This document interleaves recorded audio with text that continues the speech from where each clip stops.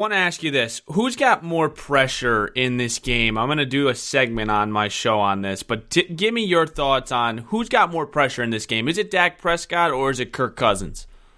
I think it is Dak Prescott and it is Dallas because they're at home and they're in the driver's seat really to win the NFC East, whereas the Vikings, if they lose this game, they're still in a mixed mash of teams. Probably won't be that different from if they win this game, what their playoff odds were. I'm sure they'll go up a little if they win, but they're still going to be battling with kind of your Carolinas and Philadelphias of the world for, final playoff spots, and the Rams, right? And if they lose, they're probably still in that mix and they can make up for it with, a couple of more wins down the stretch. But with Dallas, they're really risking losing ground to a Philadelphia team that looked like it was pretty much dead a few weeks ago and then has sort of resurrected itself. And when you add the home element to it, you add the fact that, if you don't win that NFC East, you probably don't make the playoffs. That would be a big problem for them. I mean, if Dallas doesn't make the playoffs, I think Jason Garrett is fired, and there's even a possibility that they decide they're not going to sign Dak Prescott to a long-term contract because that seems to be out there lingering. That doesn't mean that there isn't pressure on the Vikings. I think there's huge pressure on both of these teams. It's kind of the who's for real bowl here with both teams that have big question marks around did they beat anybody and things like that. So it's big for both teams, but I guess I would lean just a little bit the edge to Dallas has more pressure. Yeah, I would say the same thing, and I give you a couple reasons. I think that we've seen earlier, and I know it was against Atlanta and Oakland, but, I mean, you look at Cousins, he doesn't have to put up big numbers for this Vikings team to win. I know they're on the road. These two games were at home, but throwing for 98 yards against Atlanta, he wins, and then 174 against Oakland, he wins. So, I don't know if he particularly needs to come out here and throw for 400 yards for this team to win, and I don't think that's ever been the recipe for winning with this team. I think that's why he came here. So I would tend to agree with that.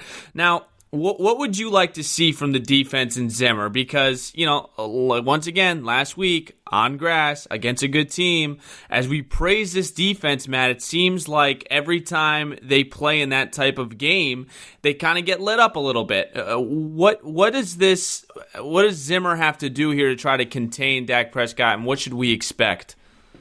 Well, I'm very interested to see what we get from the cornerbacks. I mean, Trey Waynes showed up on the injury report this week. Xavier Rhodes has been very poor this season, whether it's pass interference penalties or, letting a Giants receiver I'd never heard of get behind him for a touchdown. I mean, things that we just have come not to expect from Xavier Rhodes over his years as a Pro Bowl and shutdown corner.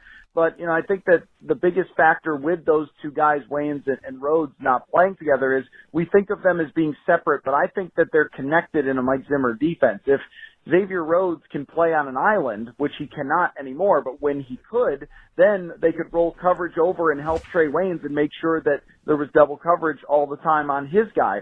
But now it seems like Mike Zimmer is having to play much more zone to try and protect Xavier Rhodes' weaknesses, and that exposes Trey Waynes a little bit. So what's the answer going to be? Because Matt Moore certainly took advantage again of Trey Waynes, as many quarterbacks have.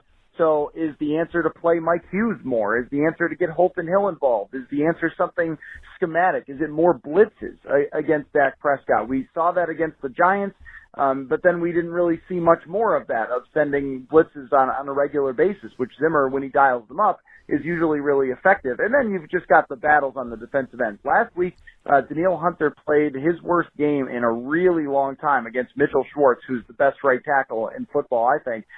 Both the tackles for the Cowboys are dinged up, but if it's Tyron Smith and Lael Collins, I mean, these guys are really, really talented. If they could slow down Everson Griffin and Danielle Hunter, then that's going to be a huge advantage, because I think those guys have been keeping this Vikings defense at least decent. I don't think that they're as good as they were before, but still probably a top 10 defense, and it starts with those two. If they're slowed down, then I think Dallas can do what they want to do on offense. Very interesting. And we're here with Matt Coller from Skor North. Last two for you. Give me a prediction. Who wins and why? I think the Vikings come out with this one, but in a sort of low-scoring, very similar to what they did against Dallas a few years ago on Thursday Night Football, but maybe they come out with the win. So something like 21-17. I think that the Vikings are going to take the approach to not exactly try to shoot for the long ball all the time, but really ground and pound against that Dallas defensive line and try to wear them down, try to wear the linebackers down. And I also think that this is a game where we might see them attack the middle a little bit more with Irv Smith. It's kind of been waiting for a breakout game from Irv Smith. Yeah. He's playing he's been playing really well, and every time they target him, he makes plays. I just wouldn't be surprised if they kind of treat him as the number 2 wide receiver without Adam Thielen in there. Big weekend for Minnesota football, and this is the last thing I'll ask you. What is your feeling with Minnesota Penn State this weekend? I know they're 6.5-point dogs. Maybe it moves. Penn State, I saw them live. I saw them play against Michigan. They've got a tremendous defense. They've got a competent quarterback in Sean Clifford and a playmaker in KJ Hamler. Is this the game where the Gophers kind of get exposed here, or what are your feelings towards Saturday?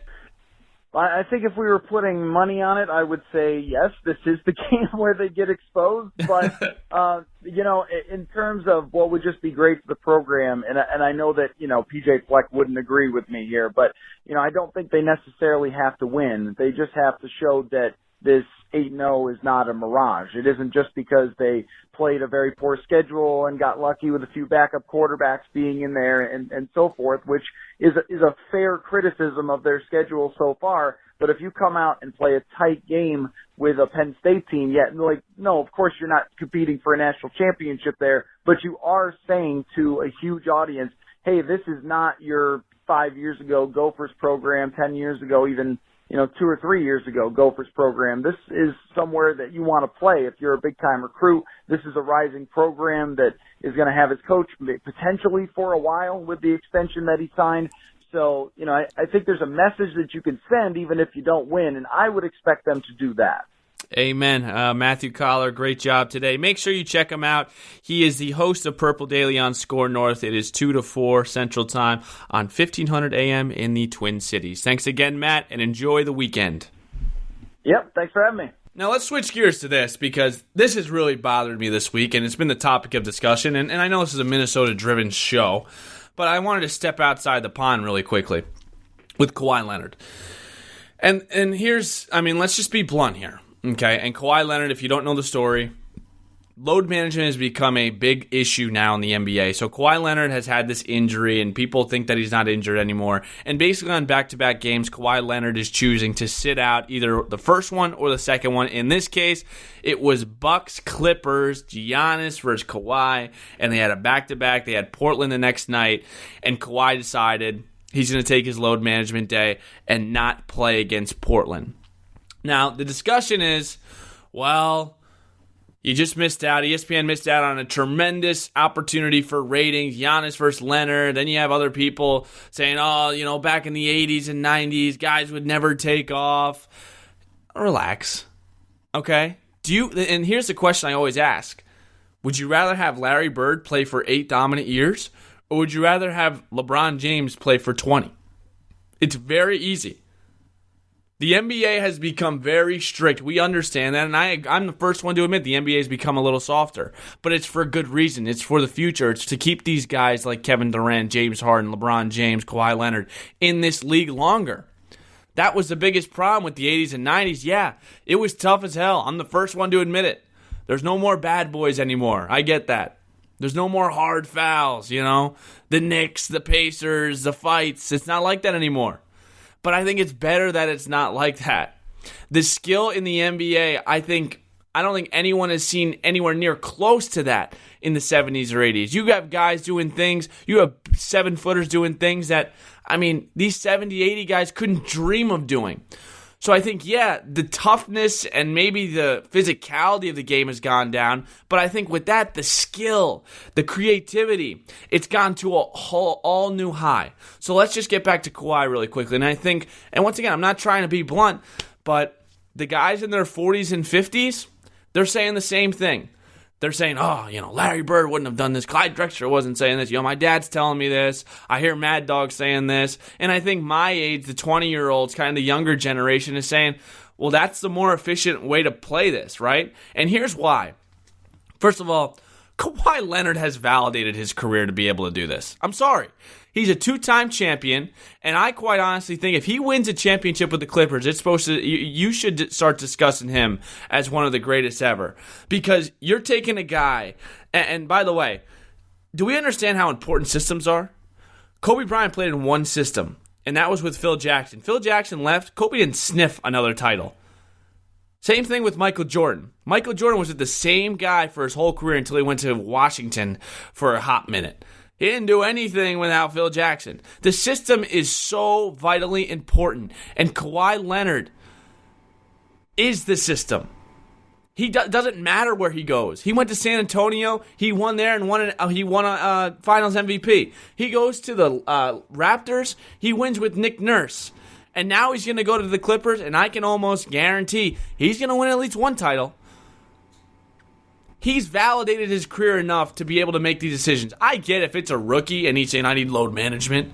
I get that. Like, he's not established in this league. Kawhi Leonard is. Kawhi Leonard, in my opinion, is the best player in the league right now.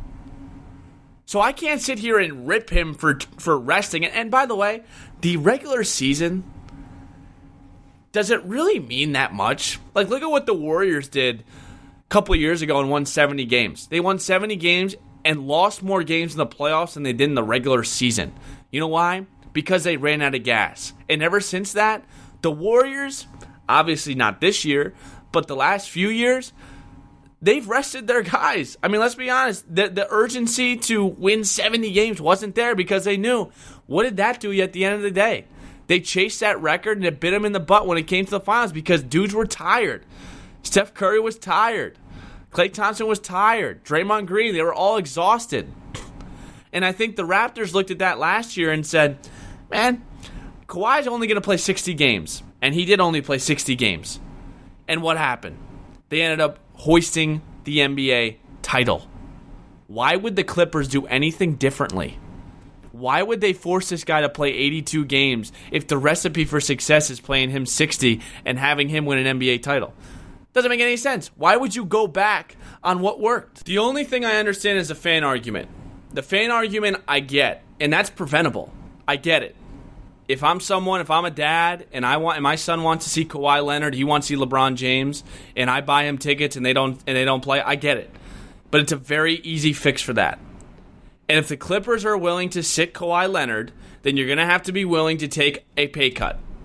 Meaning, you map out a schedule of when Kawhi Leonard plans to do load management. And by the way, you can kind of do it in your own head. Let's be honest. If they're on a back-to-back, he's not going to play one of them. That's kind of been the way it's been the last year, too. But I get it. Not everyone might know that. Kawhi Leonard should come out with his schedule and say, okay, this is when I'm playing, this is when I'm not playing, this is when I'm playing. They're still going to have Paul George there.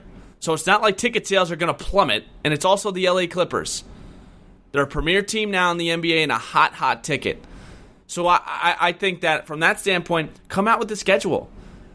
Make Kawhi come out with the schedule and say, okay, I'm not playing this and this and this game. And if ticket sales really drop that much, well, that's the price you pay for getting Kawhi Leonard, Steve Ballmer. That's it.